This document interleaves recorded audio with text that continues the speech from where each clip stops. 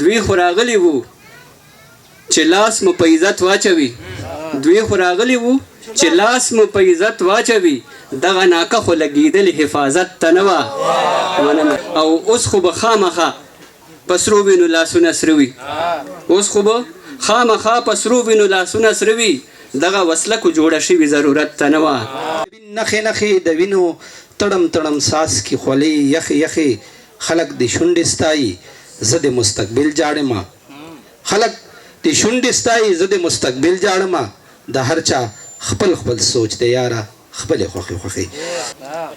سترګه یې جوړه د دې سترګو تلاوت ته نه وه او دنیا پښتون سره اوزګاره محبت ته نه وه او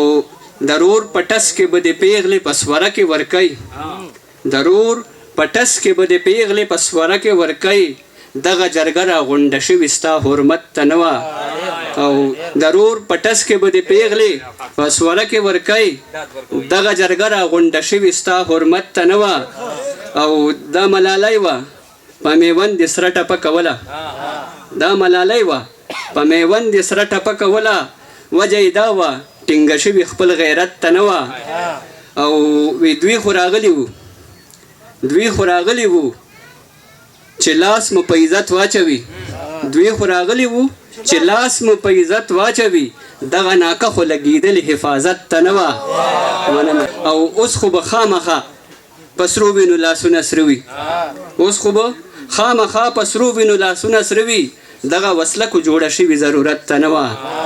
وایي اوس خو به خامخا په سرو وینو لاسونه سره وي دغه وسله خو جوړه شوي ضرورت ته نه وه او په دې شعر کې یو خاص کس ته دغه دی تاسو به پخپله اوس وګورئ وایي بازار یې ګرم کړلو رور یې په رور خرڅ کو لاړه بازار یې ګرم کړلو رور یې په رور خرڅ کو لاړه او دا قافله دلته راغلي تجارت ته نه وه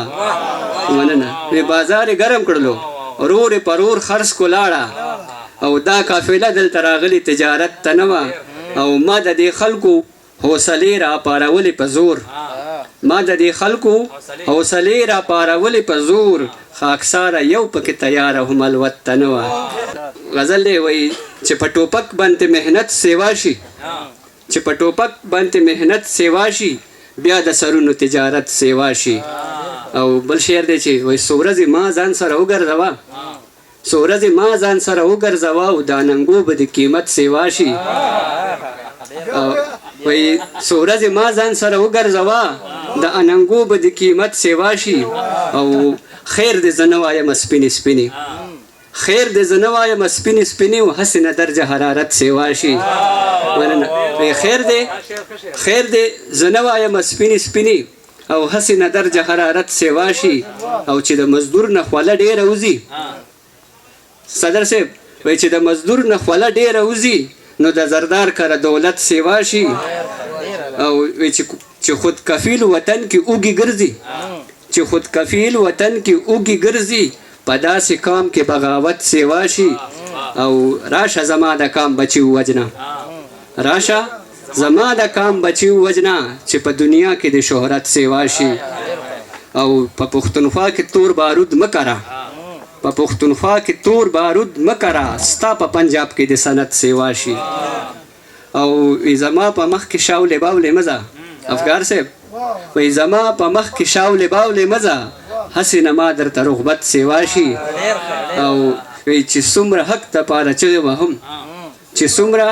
حق دپاره چغې وهم خاکساره کور کې مې غربت سیوا شي